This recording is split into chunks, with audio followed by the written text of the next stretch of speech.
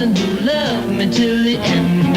People, let me tell you about my best friend. He's a one-boy cuddly toy, my up, my down, my pride and joy. People, let me tell you about him. He's so much fun. Whether we're talking man to man, or whether we're talking sun to sun, 'cause he's my best friend.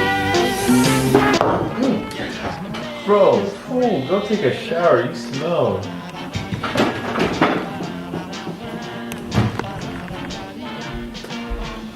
Man, Marlo's actually a pretty good friend. If you work on a farm and your job is to take care of chickens, aren't you a chicken tender? Go ahead, Jake.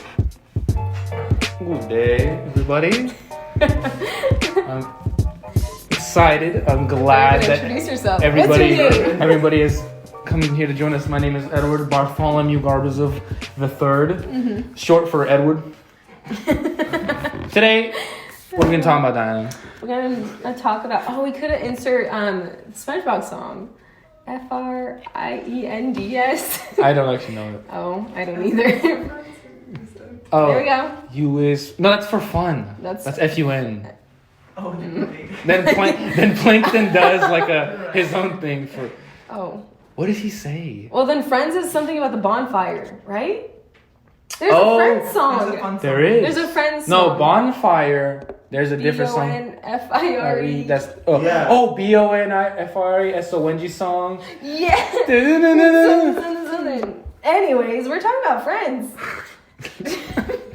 Friends. If you have any, bring him along. All right, so the shower thought today is a bit of a far stretch, but check it out. If you work on a farm and your job is to take care of chickens, you are a chicken tender.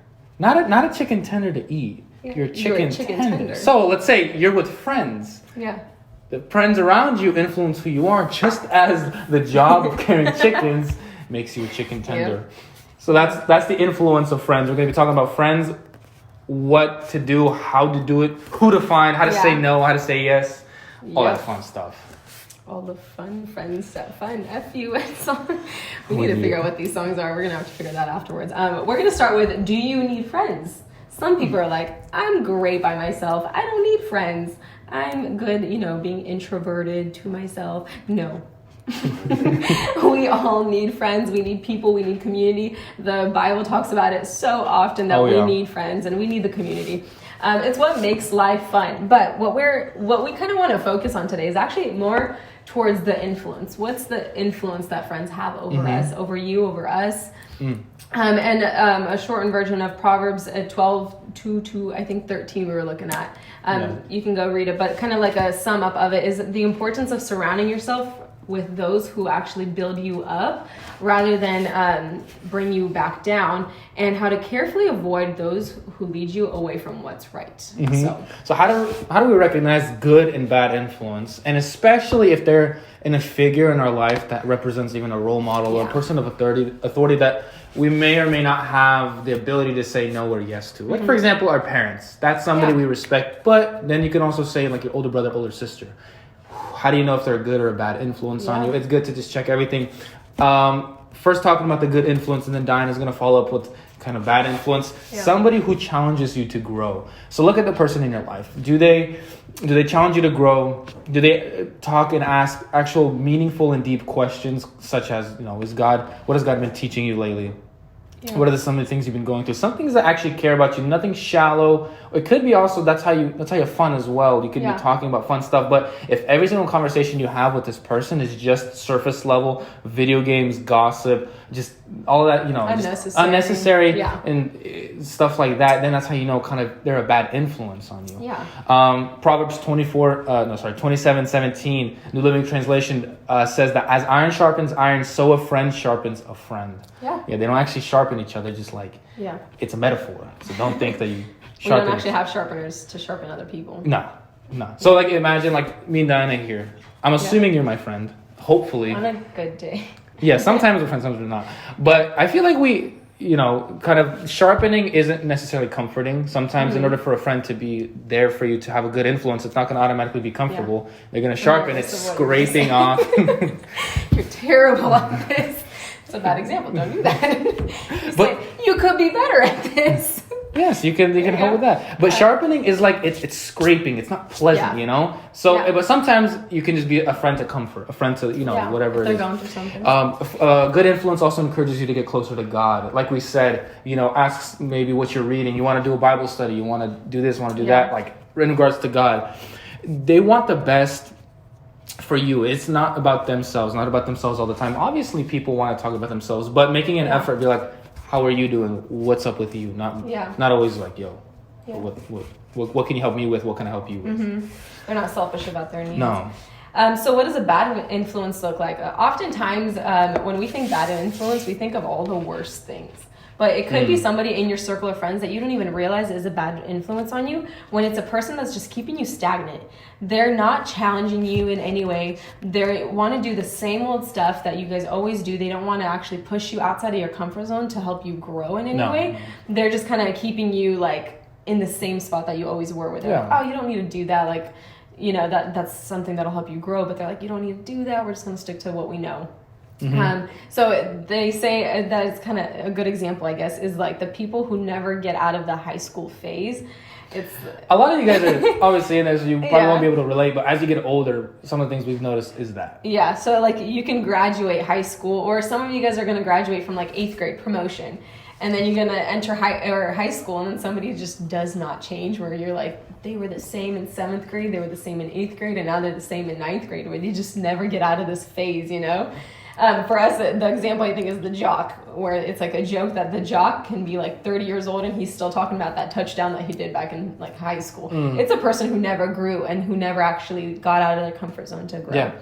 So bad influence is also somebody who takes you further from God, where the relationship, you guys never talk about anything spiritual, or you guys never talk about anything that's influencing your walk with God. Instead, they're actually pushing you towards sinning. They're pushing you towards doing things that are not right.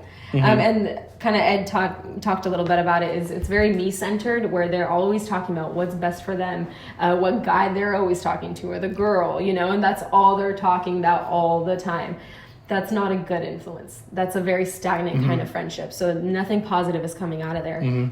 So how do you stop necessarily being friends? And how do you stop being friends with this negative influence, these people that don't automatically help you, but still be a positive influence on them, right? Being acquaintances, not friends. So it's kind of like an interesting subject. You can even take it from the Bible, and as how Jesus approached sinners, how Jesus approached tax collectors, and all the pagans and all the people that basically the Pharisees and all these Sadducees saw as bad people. Jesus ate with them. Jesus dined with them. He respected them in the ways that they were, like in the places they were at, but he wasn't influenced by them. So it's different to be with them, but not influenced by them.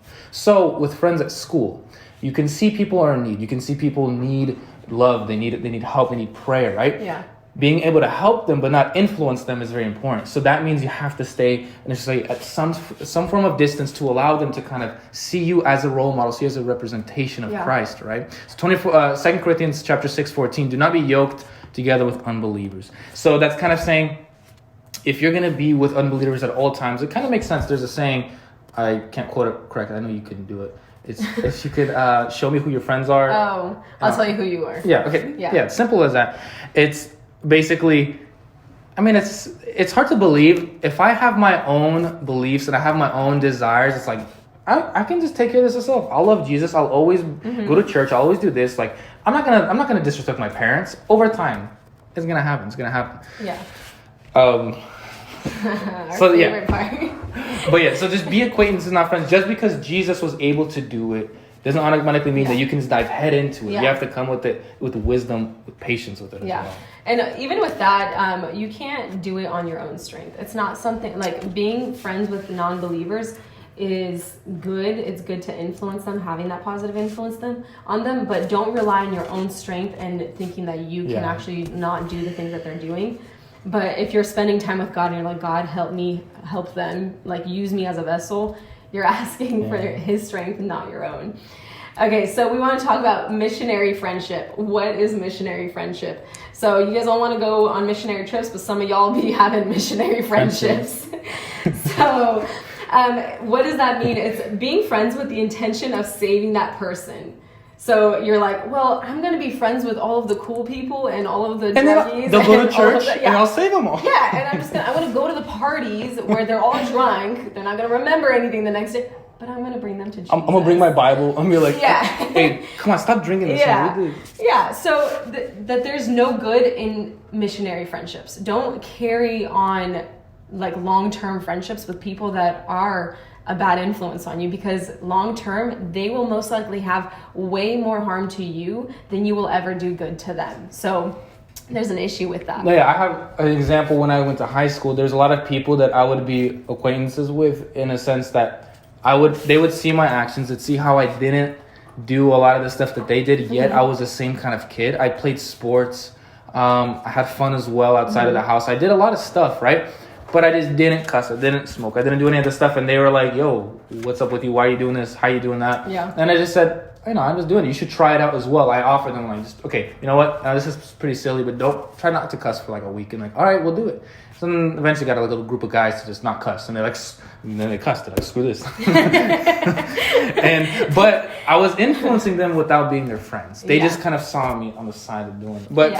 But your intention with being friends with them wasn't to change them. No, I didn't want to follow them into the party, because I know that if I followed them there, then that's when I would actually get influenced by them. Yeah. Mm-hmm. So it's on par with that. It's your choice who you're friends with. I know it may seem like, even if it's hard for you to make friends earlier on, if it's just not kind of your forte, if you're more of an introvert, and it's just like, man, I just tried making friends and it's just not working out. It is still your choice who you're friends with. Yeah. And it takes time. It takes time to actually make good friendships, and friendships that are going to last. It's not overnight. Any relationship, any friendship, I mean, keeping a good relationship with your parents, even just, it takes time. You have to have, good conversations. You have to have edifying conversations. Yeah. And it's not going to happen on the first time that you meet somebody where you're like, oh, you know that person that you just like click with. But then to hold that relationship, to make it good, you have to have good conversations. You have to actually put in effort. It's not going to happen overnight. So it's not. So you hear those stories of people that have been friends since like kindergarten or something, and they've always been friends. That's a very rare thing. Yeah. I don't have that. I mean, it's something that you just kind of it happens eventually. So kind of, I think a good thing to keep in mind is to be the friend that your friend would want to have. Mm-hmm. So if you have somebody, if you're, for example, like, let's say, man, I really want to be friends with Oksana over there, right? Mm-hmm. If I really want to be friends with Oksana, you can't see her, but she's like, man, like, I noticed Oksana, she serves really well. She's really funny. Like, I see her. Single. Jeans. I have some great guys watching this. And they can't see you, Oksana. And like, I really want to be friends with Oksana. Imagine as Oksana, who would she want her friends to be? Yeah. So Oksana, she's like, man, I'd probably want a trustworthy friend. Yeah. Somebody that I can talk to, that I can cry with. Yeah. A loyal person. Yeah. I want somebody that's funny as well. So it's like, if I want to be friends with Oksana, then I need to start practicing the things that Oksana wants me to do. Or not wanting me to do, but would prefer me to have as a friend. Even like reaching out to friends, because sometimes we play the pity card where you're like, well, nobody's reaching out to me. And it's like, well, if you want to be friends with somebody, like, you have to reach out and you have to actually make an effort to like develop a friendship. So not being petty with that. Yeah. Too. So friends, they have a big influence. Don't think because you can say no 5 times that you won't say no the 10th time. It's over time. It's going to influence you. It's going to be hard eventually. So good, bad influence. If it's the role model that's in your life, try to identify the influence that they have on you. Don't believe in missionary dating. Go on a missionary trip instead. It'll change your life. Go to Ukraine. But yeah, so once we're going to get back out of quarantine, into the actual services and into everything, you know what you have to do. Yeah. Or if you want to find a friend, comment below. We can have people responding. Comment that I need a friend, and then we'll have somebody reply. Yeah. Or just like raise your hand in the comment. You can like do an emoji or something. That'd be great. Yeah. Anyways, thank you guys for watching. We're going to have a quick little message from one of our leaders, Avenir Frollo. Be blessed. Thank you guys so much. See ya. Wait, give us your favorite shower thoughts. Maybe we'll end up doing a shower thought. Please give it. You know how long it takes us to find these? We're not that smart. You might think we are, but we're not. Okay. See you guys next week.